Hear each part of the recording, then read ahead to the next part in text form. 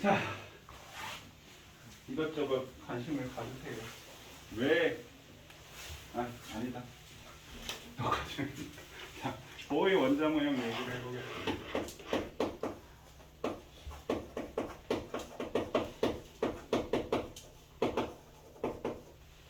자, 우리 원자 모형의 변천사 해서 뭐뭐 지금 배웠지? 원자 모형의 변천사. 제일 처음에 톰슨이 뭘 발견했다고요? 전자를 발견했습니다. 어머, 이거 안 끼고 있네. 톰슨이 전자를 발견했습니다. 맞나요? 그 다음에 누구야? 러더퍼드 맞나요? 러더퍼드? 네. 러더퍼드는 뭘 발견했다? 플러스를 띠고 있는 원자 핵을 발견했습니다. 맞나요? 네. 플러스를 띠고 있는 원자 핵을 발견했습니다. 러더퍼드의 문제점은 뭘까요?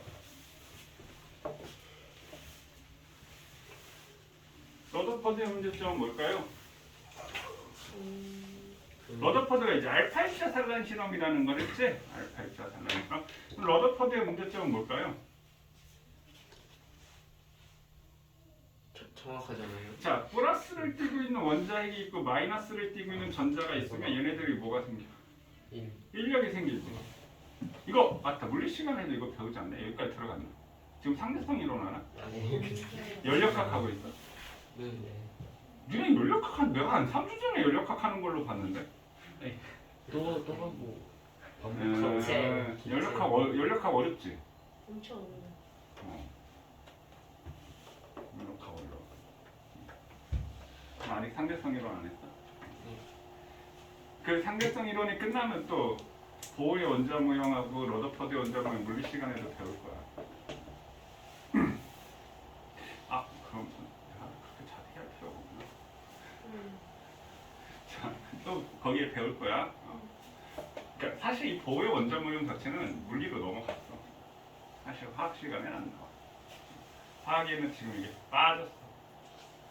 자, 그래서 보호의 원자 모형 자체는 그러니까 러더퍼드의 원자, 볼턴의 원자 모형, 톰슨의 원자 모형, 톰슨이 전자를 발견하고 러더퍼드가 플러스를 띠는 원자핵을 발견하고 그럼 이 플러스와 마이너스 사이에 뭐가 생겨? 인력이 작용하고 있잖아. 그럼 인력이 작용한다는 말은 어떻게 돼? 자꾸 잡아당길 거 아니야. 그럼 전자가 여기 핵에 붙어야 되겠지. 근데 전자가 핵에 안 붙고 계속 돌고 있는 것을 설명할 수 없는 그게 러더퍼드 원자 모형의 한계야. 그래서 그 돌고 있는 궤도가 있어. 이 궤도라는 게 이제 에너지, 활력이 엄청 많은 거군요. 이게 보호의 원자 모형. 그러니까 궤도가 있어라고 얘기하는 거야. 보호의 원자 모형. 자, 그래서 이건 다 했던 거니까 자, 보호의 원자. 그럼 보호의 원자 모형하는데 이게 보이네. 이걸 뭐라고 하냐면 수소 원자의 불연속적인 무슨 스펙트럼이야? 선 스펙트럼이라고 하지? 선 스펙트럼. 2학년 학생들 이거 배웠지? 선 스펙트럼. 그래서 선생님이 원소 기호 시험을 볼 때 불꽃 반응 색깔 그리고 저번 주에 농도 집에 가서 풀어봤나요? 나머지 다 풀어봤어? 다 알겠어? 다 이해됐어. 진짜로? 와, 그럼 다음 주에 한번 시험 봐도 되겠네. 다 풀어봤어? 그리고 죄송한데 저 가기 집 갈 때 그거 뭐지? 원소 그때 시험 보는 거 있잖아요. 시험지. 원소기호 이온화식하고 화학식? 네. 아니 뭐 화학식 쓰는 거? 저 그 이온식이랑 화학식이랑 뭐 원소기호 있잖아요. 그거 하는 거 좀. 알겠어. 외우는 종이? 시험지를 달라고? 외우는 종이?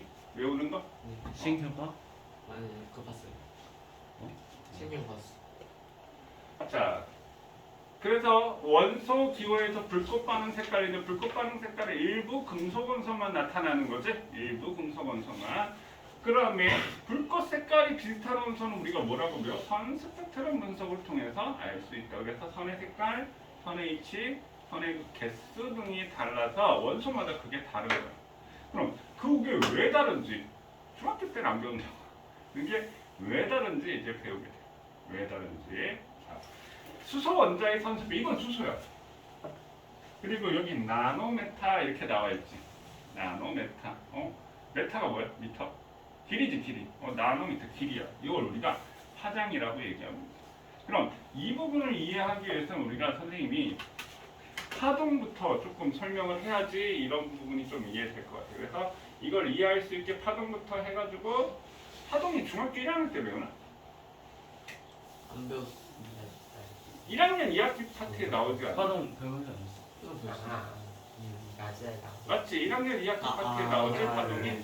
파동이 1학년 2학기 파트에 나올 텐데 자, 요 얘기를 설명을 하기 위해서 그 파동부터 한번 시작을 해보도록 할게요. 뭐 진동수라는 얘기, 파장, 아, 주기, 파동의 전파 속력, 뭐 이런 얘기를 해볼게요. 자, 일단 파동에서 우리가 종파가 있고 횡파가 있어. 지금 선생님 목소리를 내고 있는 건 우리 음파라고 하지. 이건 우리가 종파야, 종파. 횡파는 우리가 일반적으로 다 횡파 갖고 설명을 하는데 이게 횡파지. 이렇게. 횡파. 그럼 횡파는 뭐냐면 얘가 지금 어디로 이동하고 있어? 이렇게 오른쪽으로 이동하고 있지. 그러니까 파동의 정의 자체가 뭐냐면 매질이 뭐지? 매질? 파동을 전달하는 물질을 매질이라고 하거든. 파동을 전달하는 물질 매질은 이동하지 않고 에너지만 전달하는 현상을 파동이라고 얘기를 합니다. 그럼 선생님이 지금 니네한테 음파라는 것을 쏘고 있다라고 하는데 뭘 전달하는 거야? 에너지만 전달하고 있는 거야. 그래서 우리 무협지 보면 사자우 아시나요? 와 하면서 와 사람들 막 이렇게 그게 그럴듯해. 왜 그럴듯해? 음파 자체가 에너지니까 에너지로 공격을 하는 거죠. 그래서 뭐 공력이 뭐 6갑자 이상 뭐 이렇게 갖고 붙어서 뭐 그 뭐라고 하지? 막 약 먹으면 막 공력이 증진되고 막 이러면서 막 무협 영화 보면은 그런 거 나오잖아. 사자우 해가지고 막 사람들 음파 신공이라고 막 이런 거 해가지고 그런 거 모르겠구나. 블랙팬서인가 거기서 나왔어. 블랙팬서. 아 블랙팬서. 응. 그래 맞다. 최근에 그 아칸다 포에버인가? 네. 거기에서도 그 물에 종종 나왔지. 나 얼마 전에 본 거 같아. 아칸다 포에버. 걔 엄청 세더만. 걔는 뭐 하는 애지? 자, 그래서 매질은 이동하지 않고 에너지만 전달하는 현상인데 얘가 진동이 이렇게 진동하는 거야. 그러니까 이 진동 방향하고 진행 방향이 서로 수직인 것을 횡파라고 해요. 그 종파, 음파는 이렇게. 그러니까 진행은 오른쪽으로 진행하는데 진동은 좌우로 진동하는 거. 이런 것을 우리가 종파, 횡파라고 이렇게 얘기를 합니다. 이런 파동이 있어. 뭐 아는 사람은 알 거고 뭐 모르. 그러니까 배웠겠지. 아는 사람은 알 거고 모르는 사람은 모를 거고. 자, 그럼 파동에 대해서 보면 이렇게 우리가 제일 높은 부분을 우리가 뭐라고 얘기하지? 마루라고 얘기해. 마루. 그다음에 이 제일 낮은 부분을 뭐라고 하지? 골. 아, 그래요? 골. 네, 여기도 마루. 자, 그럼 마루에서 마루, 골에서 골까지의 거리를 우리가 뭐라고 하지? 파장. 그럼 파의 길이다. 파장을 그래서 람다라고 얘기를 합니다. 그럼 이 점이 가는 게 아니지? 이 점은 여기서 땅 계속 진동만 하고 있는 거야. 그럼 만약에 4분의 1 주기가 되면 어떻게 돼? 이렇게 되겠지. 이 점이 여기로 내려오는 거야.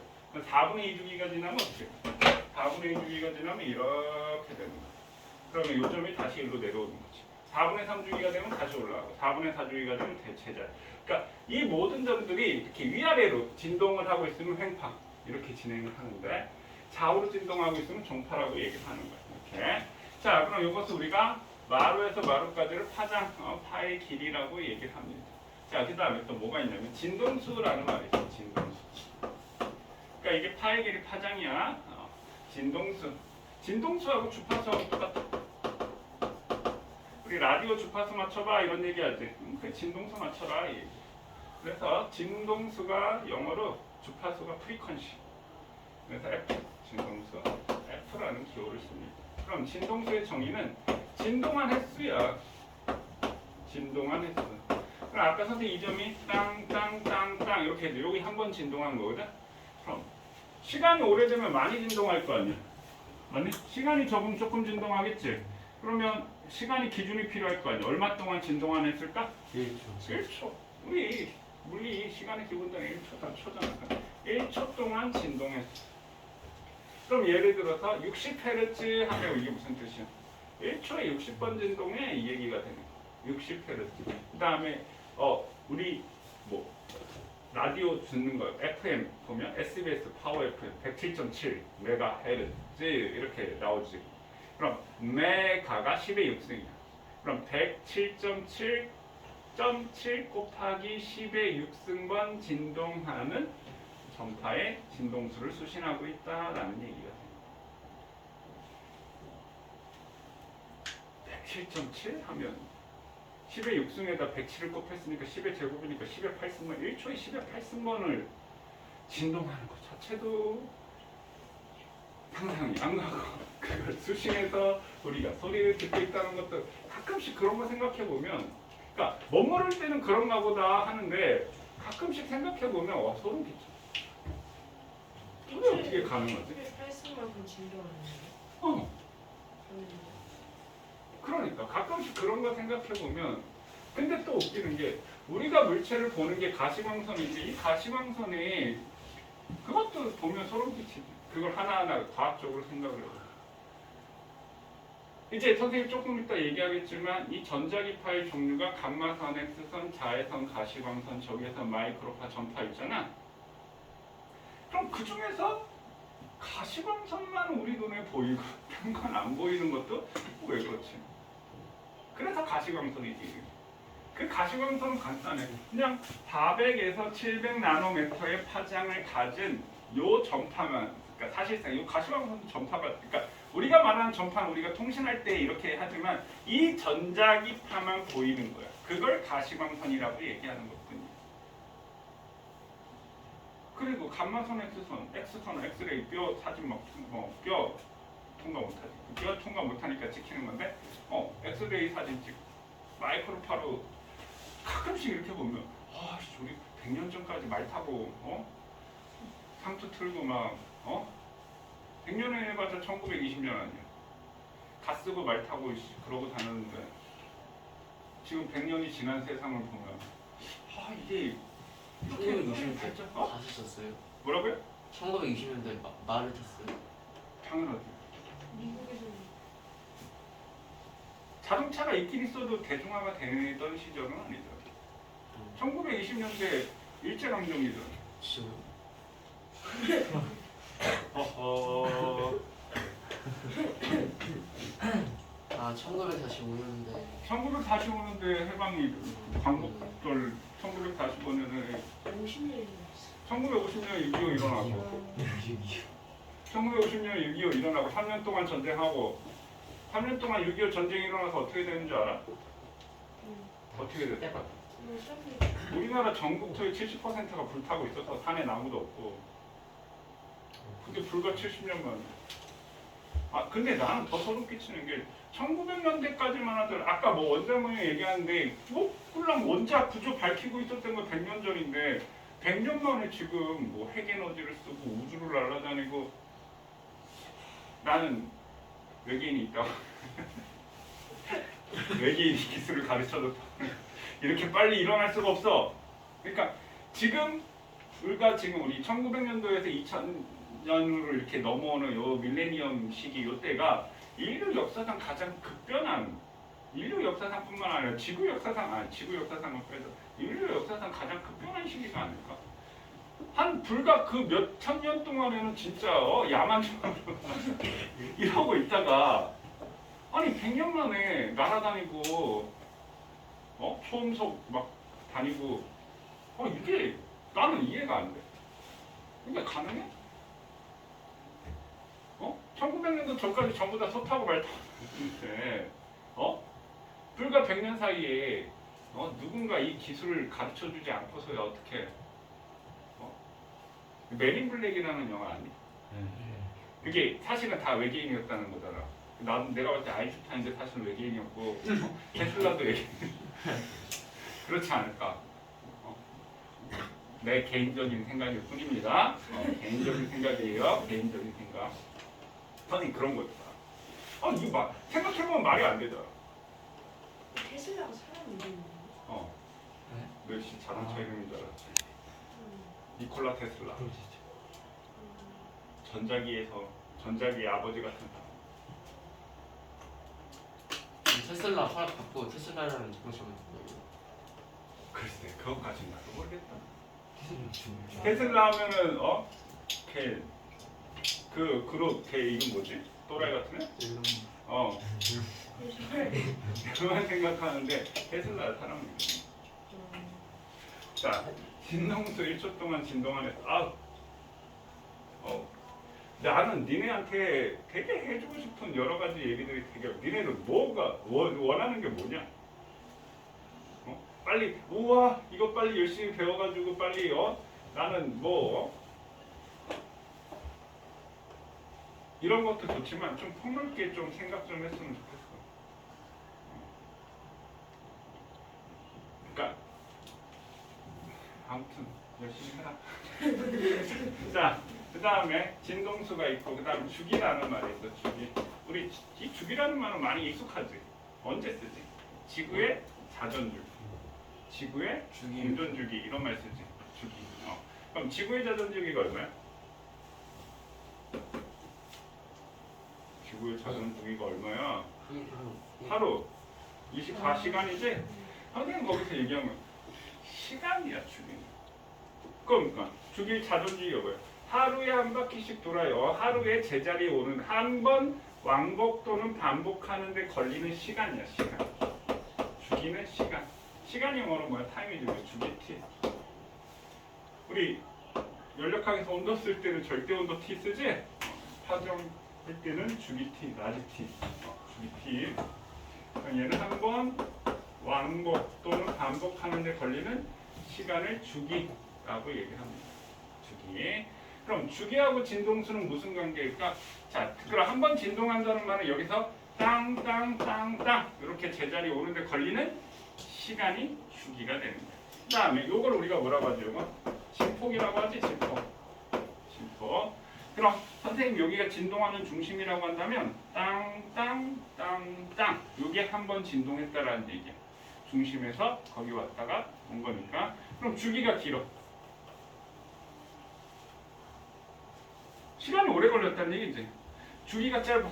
시간이 짧다라는 얘기지. 그럼 누가 많이 진동하겠어? 주기가 짧을수록. 그럼 주기가 짧을 니 진동수가 커지네? 그럼 얘네들은 무슨 관계야? 반비례. 그래서 주기 T는 F분의 1 반비례 관계에 있어. 이렇게. 이해되셨나요? 그럼 예를 들어 볼게요. 자, 2초에 10번 진동했어.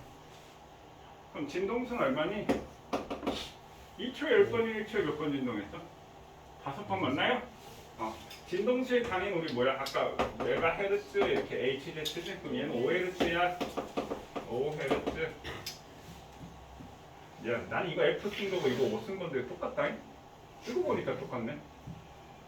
이건 F고 이건 나도 지금 소름 끼쳤어. 난 분명히 이거 F라고 쓰고 얘는 O라고 썼는데 왜 똑같지?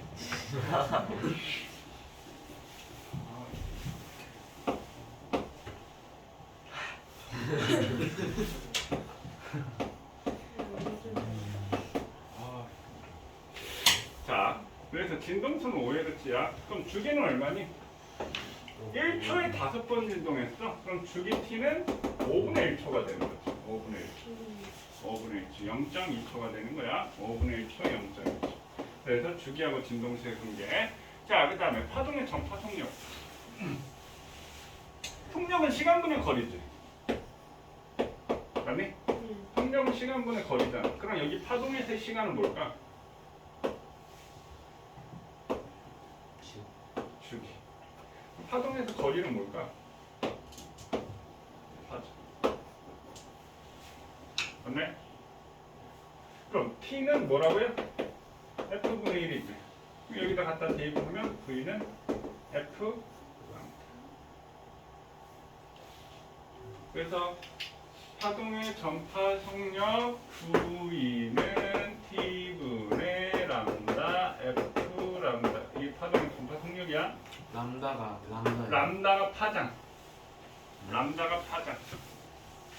람다 파장 람다 파장 저게 우리 파동 전파 속력이야. 근데 우리 광속시라는 말 들어보셨나요? 광속시? 광속 빛의 속력 우리 광속을 빛의 속력 광속을 C라고 표현해. 그래서 빛의 속력을 표현할 때 유달리 광속시라는 표현을 이제 상대성 이론할 때 광속시라는 말을 많이 들어볼 겁니다. 광속시는 F랍니다요. 그럼 여기서 선생님 빛이라고 얘기하는 거 우리가 보통 빛 하면 뭐 생각하지? 가시광선만 생각을 하잖아. 근데 빛은 아까 선생님이 얘기했던 전자기파 전체가 다 빛인 거야. 이 전자기파가 빛인 거야라고 하면 웃기지만 그게 다 똑같은 얘기야.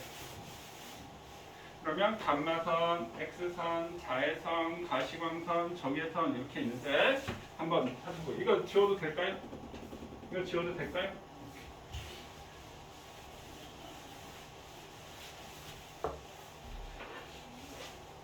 지금 이 화면이 필요한 게 아니고 여기다가 한번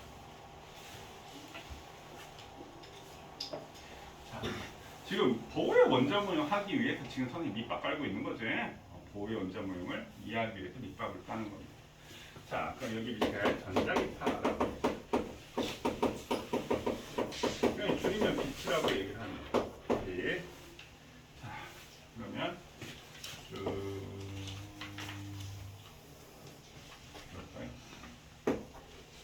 한 이쯤에 가시광선.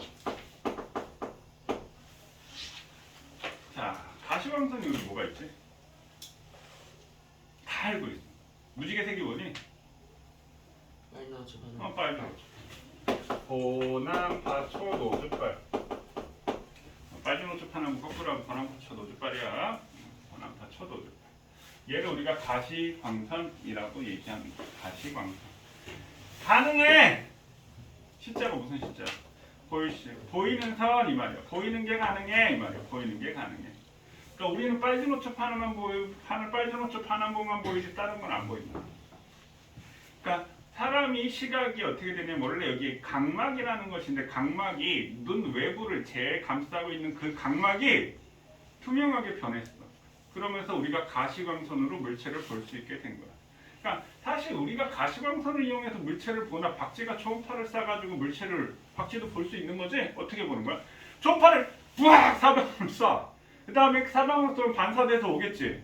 그럼 가까운 데서는 빨리 반사돼서 오고 먼 곳에서는 오래 갔다 올 거 아니야. 그러면 그 반사되는 걸 딱 감지해가지고 샥 흑백으로 찍히겠지. 그 대신 왜? 칼라는 가시광선이니까.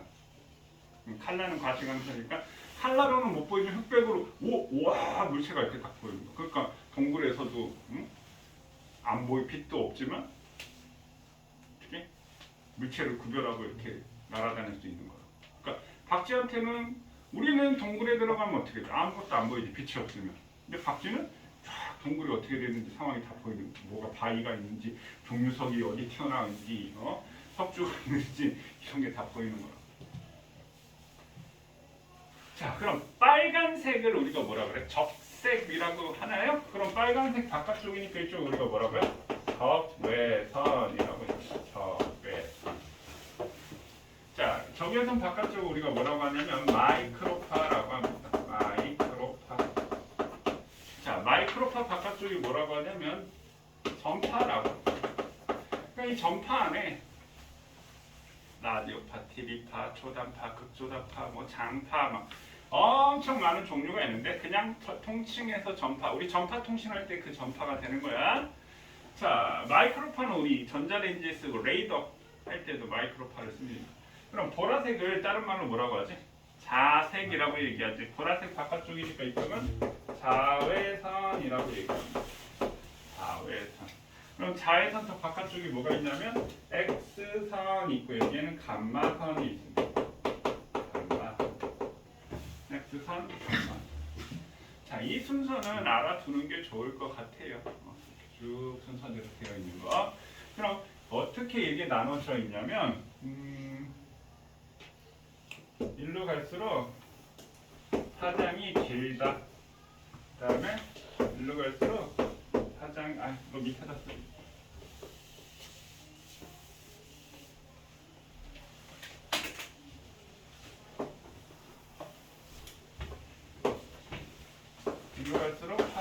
길다.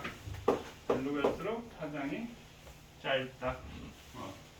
이거를 일단은 이걸 외우면 좋은데 선생님이 일단 요 얘기를 한번 해주도록 할게요. 자, 자, 요거까지만 하고 잠깐씩게 여기 좀 집중하세요. 금방 끝나. 자, 감마선에 있어서는 방사선이야. 위험해 안 위험해? 유리야. 위험해. 자외선도 위험해 안 위험해? 응. 위험하지. 그래서 우리 자외선 차단하려고 선크림 바르잖아. 가시광선이 위험하니? 안 위험하지. 적외선이 위험하니? 우리 몸에서도 적외선 나오잖아. 마이크로파가 위험하니? 마이크로파가 위험하니? 많은 양이 있으면 위험하지. 가시광선도 많이 받아봐 타지. 그 전등 밑에 계속 옷 홀라당 벗겨놓고 계속 미쳐봐 타. 눈이요? 아니 몸이 아니 뭐 불탄다는 얘기가 아니라 시커멓다고 다 에너지를 갖고 있는 거야. 전파가 위험하니? 왜 이런 뉴스에서 이런 거 나오잖아. 자꾸 남자들 핸드폰에 이렇게 주머니 내가지고 이 전파 때문에 정자수가 감소한다고. 전파가 막 위험하다고. 뭐 전자파에 노출되어 있어 이런. 전파가 언제 제일 많이 되는 줄 알아? 전화를 걸 때, 전화를 받을 때. 왜냐면 전화 걸려면 이 전파를 얘가 확 생겨가지고 저 기지국에 전파를 쏘잖아. 엄청난 많은 전파가 나오는 거야. 전화 받을 때도 그 기지국에서 빡 쏘고 그냥. 그래서 전화할 때가 전파, 그 전화할 때 우리 기대고 전화하잖아. 그 전파 많이 받고 있는 거야. 특히 이제 그 처음에 시작할 때가 전파가 제일 많다고 하더라고. 전파도 위험해요, 나는. 전파도 전파결함 뭐 이런 거 얘기하죠. 근데 자, 얘네들 엄청 위험하죠. 그만큼 뭐하다? 에너지가 크다 이거. 일로 갈수록 에너지가 작다 이거. 그럼. 전파가 에너지가 제일 작은 겁니다. 그럼. 그러니까 우리가 전파 차단하려고 뭔 짓거리를 하진 않잖아. 근데 감마선 X선은 큰일 납니다. 방사선입니다. 방사선. 피폭되는 거예요. 피폭. 방사선 노출돼서. 그러면 에너지라고 하는 애들은요. 에너지 잘 봐. 선생님 어느 게 에너지 많은지 봐봐. 이거 어느 게 에너지가 많아 보이냐? 첫 번째가 많아 보이지. 진동을 많이 할수록 에너지가 큰 거야. 진동 많이 한다. 쉽게 얘기해서 지랄한다. 왜 지랄해? 에너지가 크니까 지랄하는 거야. 그래서 진동수의 에너지하고 비례관계가 있어. 자, 근데 에너지에 다니는 주울이잖아. 그럼 이 진동수는 아까 헤르츠라고 했잖아.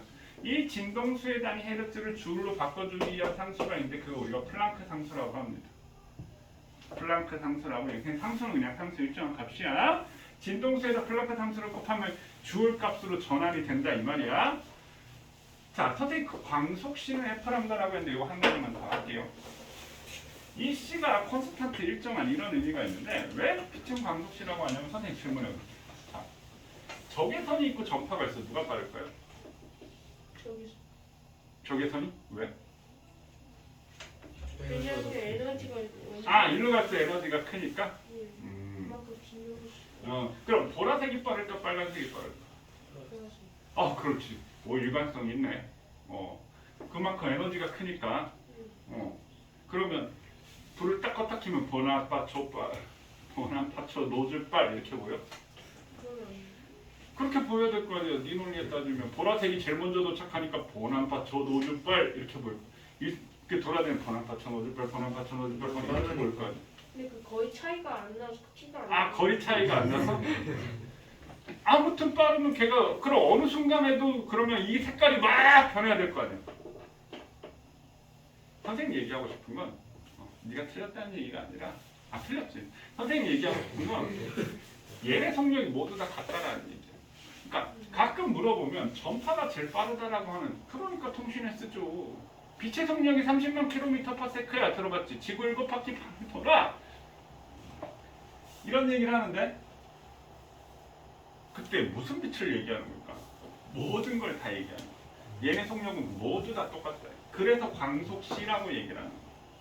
C가 동일한 일정한 이런 의미야. 얘네는 모두 속력이 똑같다. 그럼 진동수하고 파장을 곱한 값이 똑같다는 얘기야. 그러면 파장이 커지면 진동수는 어떻게 돼? 작아진다는 얘기야. 진동수는 작아진다는 얘기야. 그러니까 선생님이 에너지는 진동수에 비례한다라고 했을 거, 이쪽으로 갈수록 에너지가 크다. 위험하니까 에너지가 크겠지. 그럼 일로 갈수록 진동수가 큰 거야. 그럼 일로 갈수록 진동수는 어떻게 돼? 작아지겠지. 그러면 파장이 왜 길까? 진동수가 작아지면 파장이 길어지는 거야. 왜냐하면 얘네들의 속력이 항상 똑같으니까 곱한 값이. 그래서 E는 HF에서 F는 여기 어떻게 돼? 람다분의 C가 되겠지. 그럼 여기다 대입하면 H 람다분의 C. 그럼 에너지는 진동수에는 비례하고, 지랄을 많이 할수록 에너지가 큰 거야. 진동한다. 파장에는 반비례해. 자, 우리가 이 보호의 원자 모형을 알기 위해서 한 요 정도 배경지식은 있어야 된다는 얘기. 이해되셨나요? 그럼 우리 잠깐 쉬었다가 이제 본격적으로 보호에 한번 들어가 보자고요.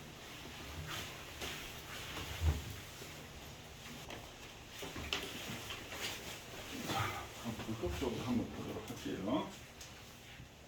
지금 원자 모형 얘기하는데 선생님 전자기파에 대해서 지금 얘기를 했는데,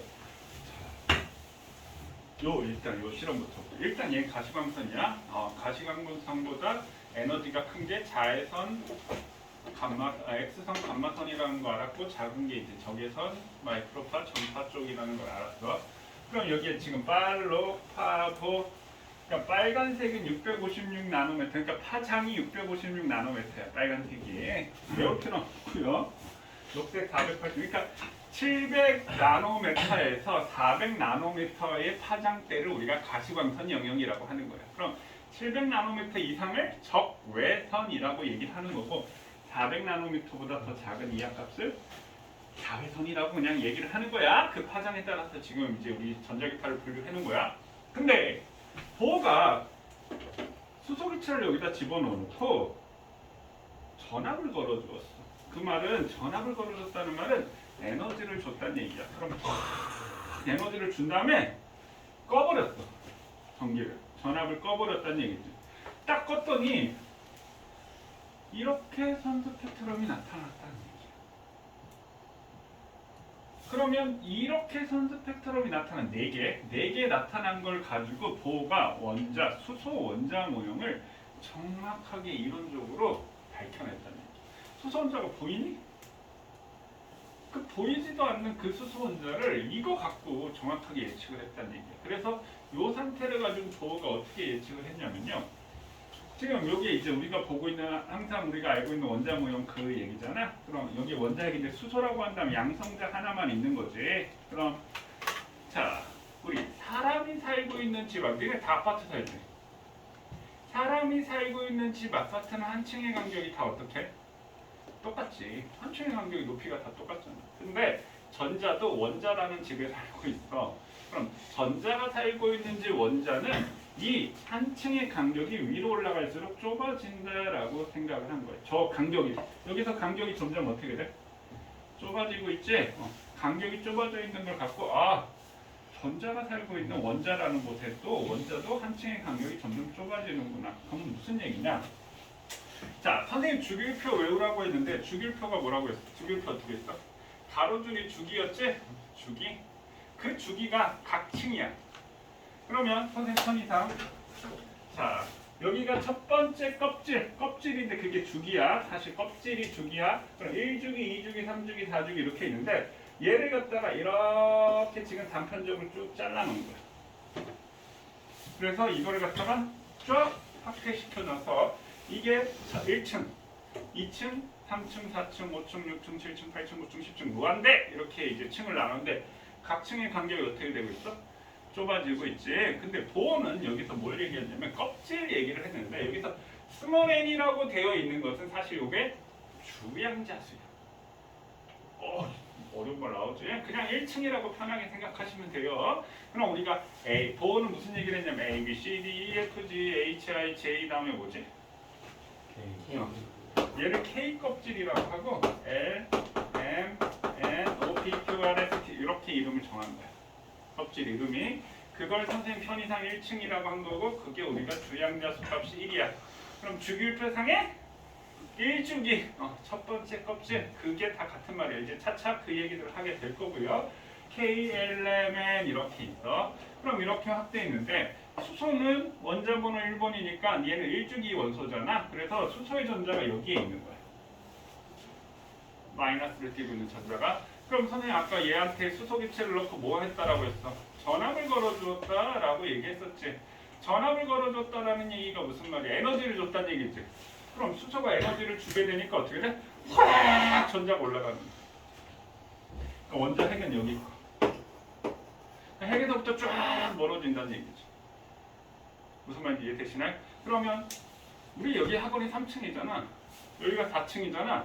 그럼 나는 3층에 있거나 4층에 있지? 3층과 4층 중간 사이에 있을 수 있니? 내가 공중부양 해가지고 떠가지고 이렇게 있을 수 있어? 없지. 그럼 이 전자들도 마찬가지야. 1층에 있거나 2층에 있거나 3층에 있거나 4층에 있거나 5층에 있거나 6층에 있거나 각 층의 존재. 중간에는 있을 수가 없다는 얘기야. 그럼 확 올라갔어. 와 에너지가 많으니까 막 에너지를 1층과 2층 사이만큼 흡수하네. 3층까지 흡수하네. 4층, 5층, 6층 무한대. 그럼 여기서 무한대라는 얘기는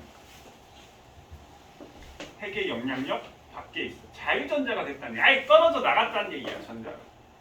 그러면 전지의 전원을 딱 꺼버리면 어떻게 돼? 에너지가 없어지지. 그럼 어떻게 되겠어? 전자가 1층으로 떨어져 내리겠지.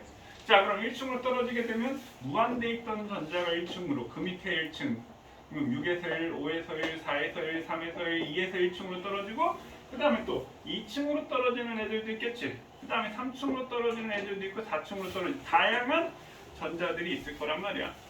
그러니까 우리가 몰 개념을 배웠잖아. 1몰이 뭐라고? 6.02 곱하기 10의 23승계의 전자가 있을 때가 1몰이잖아. 그 수소 1g 해봤자 전자가 1몰이야. 전자 1몰계가 들어있다고. 수소 1g 해봐. 수소 원자량이 1이니까. 그럼 그 무수히 많은 전자들이 떨어져 나왔을 때 각 층의 위치를 표시했는데 그 중에서 얘가 에너지를 조사해봤더니 어느 층에서건 1층으로 떨어지면 라이먼이라는 사람이 이걸 발견했어. 그래서 라이먼 계열이라고 하고 이때의 에너지는 자외선 영역이 되는 거야. 그러니까 2층과 1층 사이의 에너지의 크기가 자외선만큼이 해당이 된다라는 거야. 그럼 2에서 1, 3에서 1, 4에서 1, 5에서 1, 6에서 1층에서 떨어지겠지? 근데 이게 보여? 안 보이지. 안 보여. 자, 그 다음에 그러면 이 높이 있던 전자들이 6에서 2, 5에서 2, 4에서 2, 3에서 2층으로 떨어지겠지? 그것을 우리가 발머라는 사람이 발견했는데 그거는 에너지가 조금 더 작아서 가시광선 영역이라고 얘기하는 거야. 그럼 얘네들은 위로 올라갈수록 한 층의 간격이 점점 작아지고 발머 계열, 그다음에 3층으로 떨어지는 전자를 파셴 계열, 파셴이라는 사람, 그 다음에 뭐 풍kit계열, 뭐 혼투 계열 해가지고 뭐 4층, 5층도 다 발견을 했겠지. 그래서 라, 발파, 라이먼, 발머, 파센, 라이먼, 발머, 파센. 1층으로 떨어지면 자외선, 2층으로 떨어지면 가시광선, 3층으로 떨어지면 파센 계열 적외선 영역이라고 얘기를 합니다. 그러면 요걸 가지고 요 에너지 주기를 가지고 보호가 각 층의 에너지를 계산했는데 각 층 n의 에너지를 계산을 했는데 자 무한대였을 때 우리가 에너지 값을 0이라고 잡자. 근데 무한대 있을 때 무한대라고 잡으면 안 되나요? 왜 0이에요? 무한대 있을 때 에너지를 무한대라고 잡으면 전부 다 무한대라면 전부 다 무한대잖아. 이게 계산이 안 되는 거야. 그래서 무한대층의 에너지를 0이라고 잡고요. 그러면 올라가면 어떻게 돼? 에너지를 흡수하는 거야, 방출하는 거야? 우리 선생님 그 비유를 해줄게. 지구에서 높은 곳으로 갈수록 역학적 에너지가 어떻게 돼? 중력 포텐셜 에너지가 커지지? 그거하고 똑같이 요게 지구라고 쳐. 그럼 이렇게 하면 올라가는 거지? 그럼 높은 곳에 올라갈수록 어떻게 돼? 포텐셜 에너지가 커지겠지. 에너지가 커질래 에너지가 어떻게 흡수해야 돼, 방출해야 돼? 흡수해야 되는 거지. 그래서 올라가면 에너지를 흡수하게 되는 거고 내려가면 에너지를 방출한다 이 말이야. 그럼 다시 얘는 올라가는 거야, 내려가는 거야? 올라가는 거야. 멀어지면 올라가는 거야. 지구가 여기 남극이 있다고 하면 남극에서 올라가면 이렇게 올라가는 거지. 그러니까 멀어지면 올라가는 거야. 그럼 멀어지면 흡수하게 되고 떨어지면 방출하게 되는 거야. 그럼 전자가 올라갔다가 뚜둑 떨어지게 되니까 어떻게 돼? 방출 스펙트럼이 나타나는 거야. 근데 자외선 영역은 안 보이잖아. 그러면 요렇게 이게 발견된 게 가시광선 영역에서 방출된 에너지의 크기를 본 거라고요. 그러면 빨간색 파장이 기네? 얘는 에너지가 커 작아? 파장이 클수록 에너지가 작다라고 했죠. 파장이 커지면 진동수가 작아지니까 에너지가 작겠지? 이해되시나요? 그러면은 이게 가시광선이 발목 계열인 가시광선은 몇 층으로 떨어지는 거라고 했어? 2층으로 떨어지는 거라고 얘기했잖아. 맞나요? 발목 계열 가시광선은 몇 층으로 떨어지는 거라고 했어? 2층으로 떨어지는 거야. 그러면 빨간색이 에너지가 제일 작아. 2층으로 떨어지는 것 중에 에너지가 제일 작으려면 몇 층에서 떨어져야 돼? 2층으로 떨어지는 것 중에 제일 작으려면 몇 층에서 떨어져야 돼? 1층에서 떨어져. 1층에서 올라가지. 3층에서 떨어져야 되겠지. 그럼 얘는 에너지가 제일 작으니까 3에서 2층으로 떨어지는 거야. 이렇게 되는 거야. 그럼 얘는 그 다음에서 떨어지는 거겠지. 그럼 얘는 뭐야? 그걸 4에서 2층으로. 그럼 얘는 5에서 2층으로. 얘는 6에서 2층으로.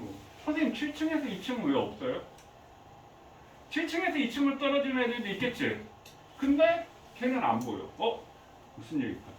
6층에서 떨어지는 것보다 에너지는 크잖아. 걔는 자외선의 에너지이기 때문에 우리가 눈에 보이진 않는 보라색보다 바깥쪽에 있어.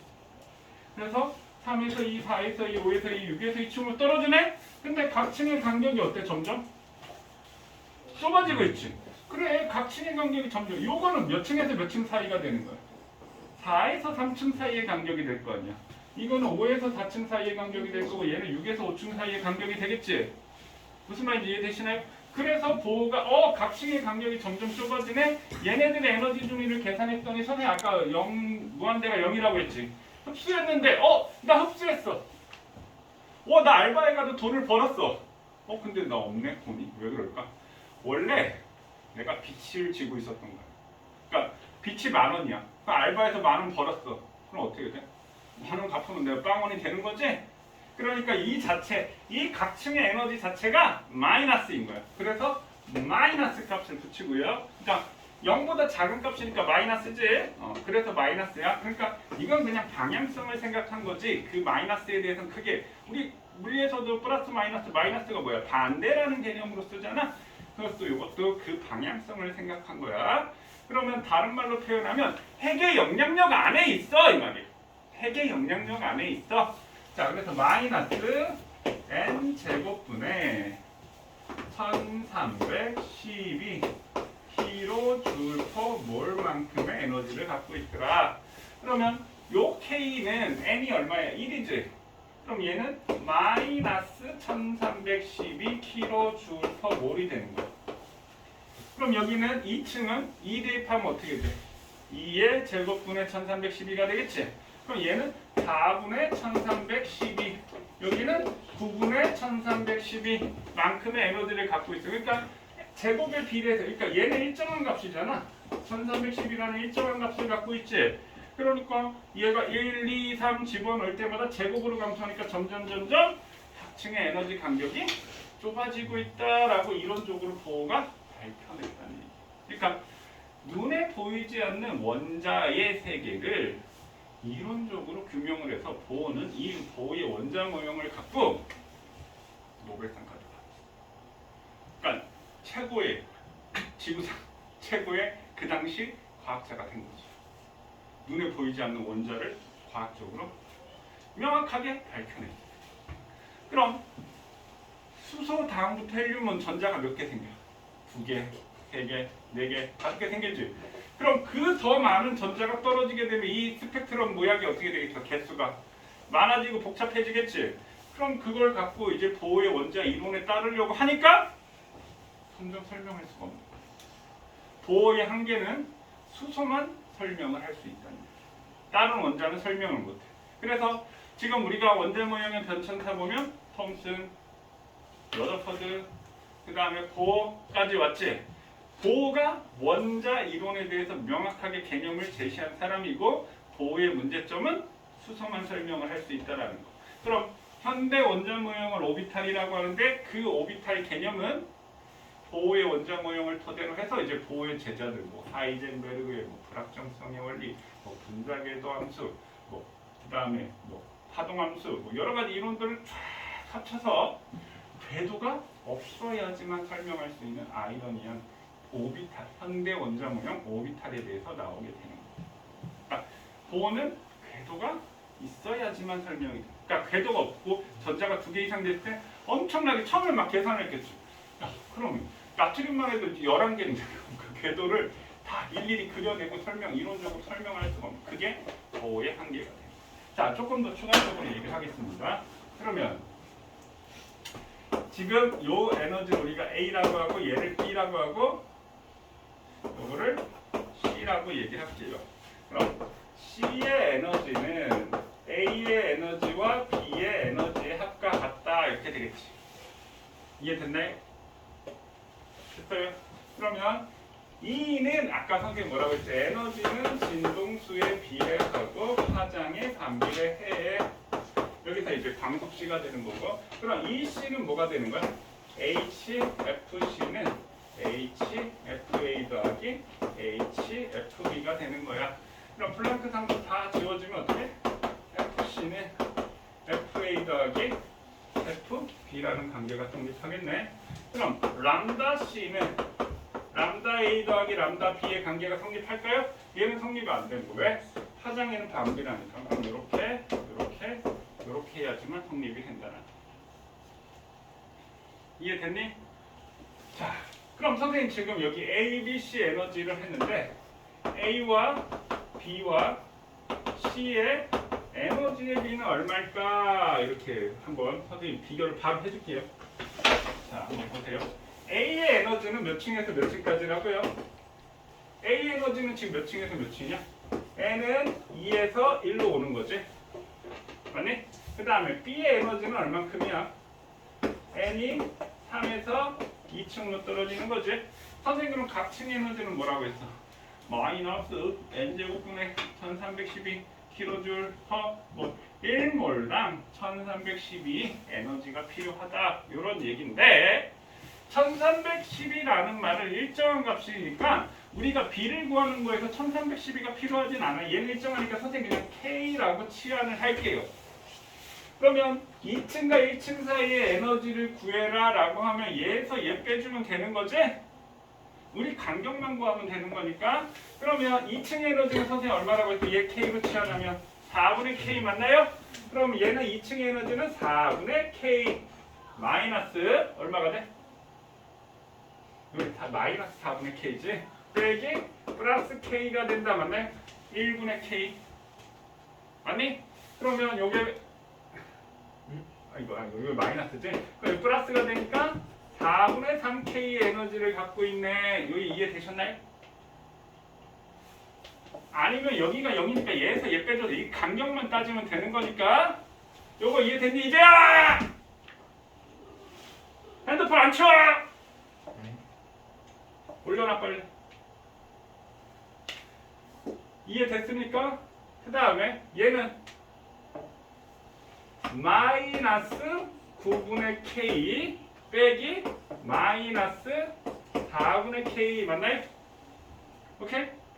그러면 이렇게 플러스가 되면 통분해주면 36분의 5K 36분의 9K 맞나요? 그럼 마이너스 36분의 9K 그 다음에 플러스 36분의 5K가 되니까 얼마가 돼? 36분의 4K가 되나요? 물론 마이너스는 신경 쓰지 않아도 됩니다. 방향을 표시하는 거니까. 여기도 아니 사고 그냥 이렇게 되지. 저희가 이렇게 되는 거지. 자꾸 틀리다. 이렇게 되는 거지. 맞나요? 4하고 아니에요? 36분의 4K 36분의 9 얘는 36분의 4인가요? 이게 36분의 5가 되겠지. 내가 36분의 5K라고 쓰고 36분의 4라고 썼나? 아 이게 진짜. 됐나요?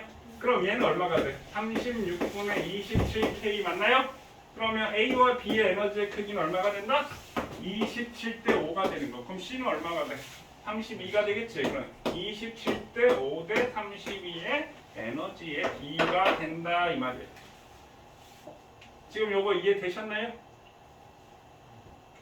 간격 n제곱으로 반비례. 이제 물리 시간에는 아마 이걸 이렇게 배울 거예요. n제곱분의 13.6 전자볼트라고 배울 거예요. 똑같은 건데 지금 화학에서는 몰 개념으로 배웠고 물리에서는 전자볼트 개념으로 배워요. 이거 보호 원자 모형 배울 때 이렇게 배울 겁니다. 똑같은 얘기야. 단위만 변환시켜 준 것뿐이야. 이거 지금 상황 이해되셨나요?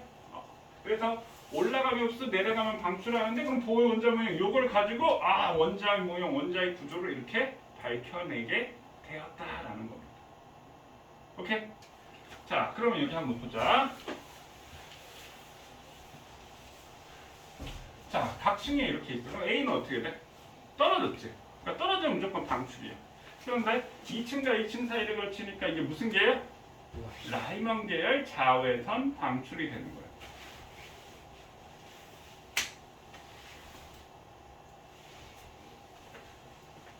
또 좀 왜 그러니?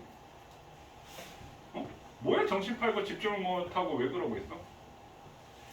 라이먼 계열 자외선 방출. 얘는 2층으로 떨어지네? 그럼 얘는 발머 계열 가시광선 방출. 그 다음에 얘도 1층으로 떨어지네? 라이먼 계열 자외선 방출. 얘도 1층으로 떨어지니까 라이먼 계열 자외선 방출. 얘도 라이먼 계열 자외선 방출이 되는 거야. 이해됐어요? 자, 그러면 여기서 누가 제일 큰 에너지를 갖고 있을까요? E, F, A, D, D, C. 선생님 이거 우습게 삼아, 농담 삼아. 자, 내가 죽어서 저승에 갔는데 내가 이제 심판을 받고 있어. 야, 너 사람 꼬라지를 보니까 그렇게 착한 짓을 한 것 같지도 않고 그렇게 악하게 살지도 않았네. 근데 넌 착한 짓을 안 했으니까 벌 하나 받아야 돼. 네가 선택해. 그래서 무한대에서 2층으로 떨어질래? 2에서 1층으로 떨어질래? 나한테 딱 물어봤어. 그러더니 한마디를 덧붙였어. 단, 보호의 양자 조건이야. 이렇게 딱 덧붙였어. 그럼 넌 2에서 1층으로 떨어질 거야? 무한대에서 2층으로 떨어질 거야? 그럼 딱 들으면 무한대에서 2층까지 얼만큼 떨어져야 되는 거야? 2에서 1층은 얼마만 떨어지면 돼? 하나만 떨어지면 되지? 맞나요? 그럼 어떻게 떨어져? 대부분 모르면 2층에서 1층이요 이렇게 얘기하겠지. 2층에서 1층 에너지 크기는 아까 얼마였어? 계산했더니 4분의 3K였지? 무한대에서 2층은 얼마겠어? 4분의 K라고. 여기가 0이잖아. 여기는 마이너스 K, 여기가 4분의 K잖아. 그러니까 4분의 3K, 여기는 4분의 K가 될 거야. 그럼 무한대에서 2층으로 떨어지면 2에서 1층으로 떨어지는 거보다 에너지가 3분의 1로 줄네? 그럼 내가 고통이 3분의 1로 줄 거 아니야. 근데 위로 올라가면 좀 불안감이 되지. 뭐래? 그럼 너는 2층에서 1층으로 뛰어내리고 3배의 고통을 받아. 나는 아니까 그냥 무한대에서 2층으로 뛰어내릴래. 어차피 간격이 좁아진단 말이야. 그러니까 무한대에서 2층, 층은 엄청 많지? 근데 높이는 3분의 1밖에 안 된단 말이야. 2층과 1층 사이에 3분의 1밖에 안 된다고 높이는. 그럼 실제 건물에서도 3층에서 2층에서 어쩌고? 뭐라고요? 아니 실제 건물을 이렇게 지으면 여기서 이걸 이렇게 지어. 내가 그래서 말했죠. 사람이 살고 있는 아파트는 한 층의 간격이 다 똑같은데 원자 모형의 조건에서 밑으로 갈수록 간격이 점점 좁아진다고. 뒷말을 묻자고 한 얘기야. 그렇다고 모르면 지금 보호의 원자 모형 이해가 되시나요? 올라가면 흡수, 내려가면 방출. 그럼 이렇게 아까 나왔던 이 방출 스펙트럼이 고르한 이후에서 나온 거고, 그럼 만약에 흡수했을 때는 다 색깔이었는데 이 부분만 어떻게 되겠어? 흡수한 색깔이 나타나겠지. 흡수 스펙트럼이 나타난다 이 말이야. 그러니까 수소의 위치는 항상 똑같다는 얘기야. 왜? 에너지가 이걸 우리가 에너지가 양자화되어 이제 우리 오비탈 할 때 더 선생님 도강에서 얘기하겠지만 에너지가 양자화되어 있다라는 표현을 씁니다. 양자화되어 있다. 그래서 양자화되어 있다라는 얘기 선생님이 조금 있다가 다시 얘기를 하도록 하겠습니다. 이거 한번 볼까요?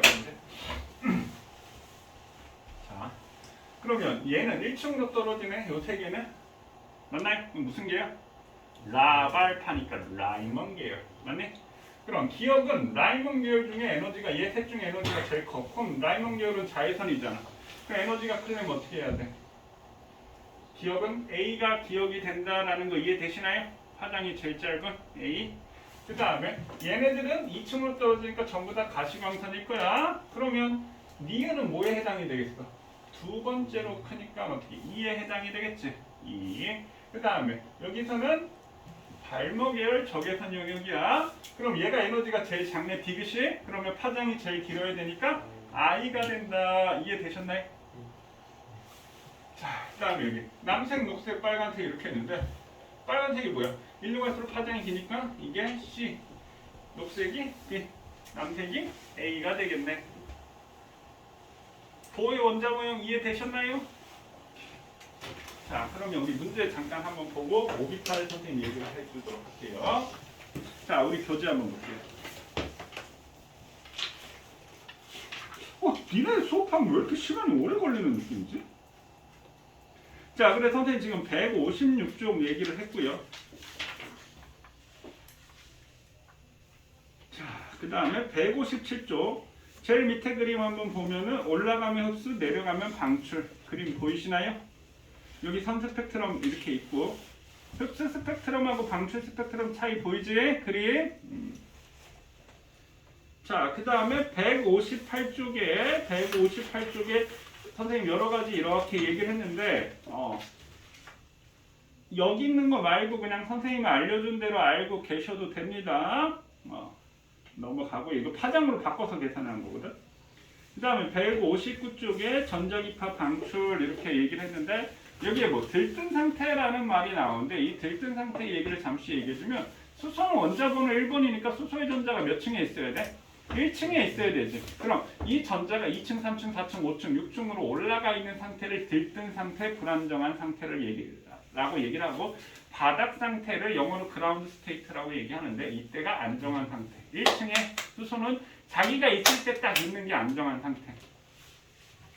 그렇게 얘기를 하고 자, 그 다음에 160쪽에 여기 에너지 준위에 대해서 나와 있고 라이먼 계열, 발머 계열, 파센 계열 선생님이 지금 다 설명을 한 거고요.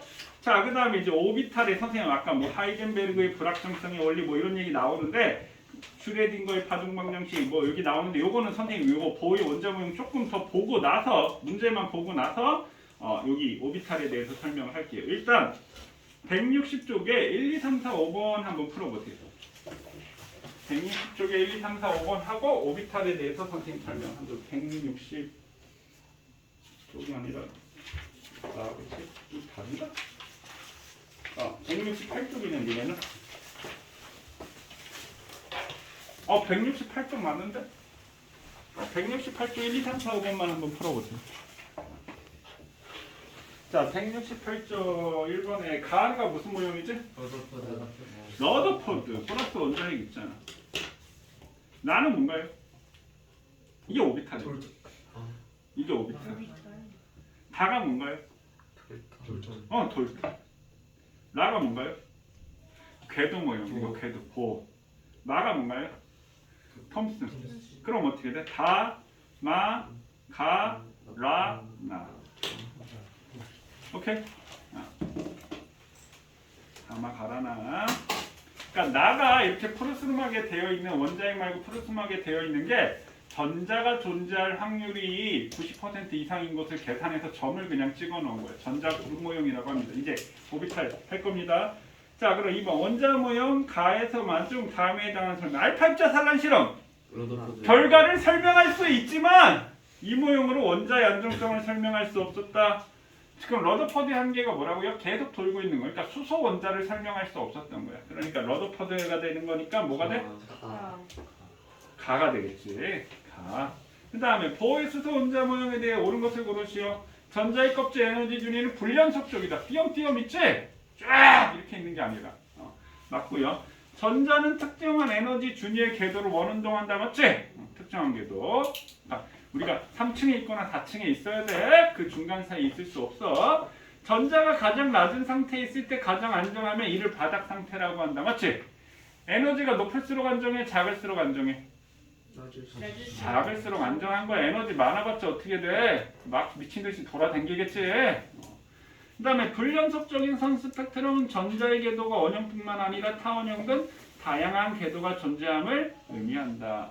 이렇게 단면으로 있는 게 아니라 여러 가지 궤도가 있음을 의미한다. 자, 그 다음에 4번.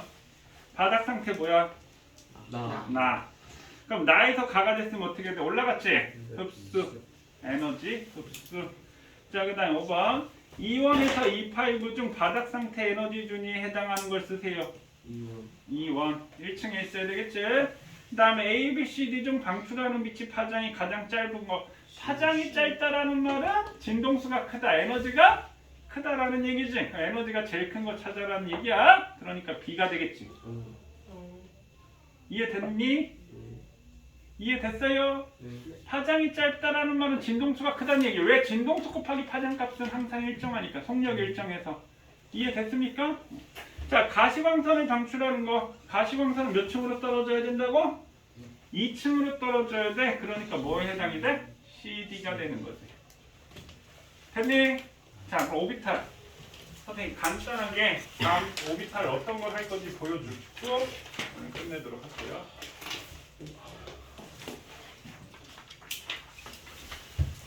자, 오비탈은 전자존재 확률 모형이라고 합니다. 전자존재 확률 모형, 전자구름 모형, 오비탈. 그럼 우리 교재는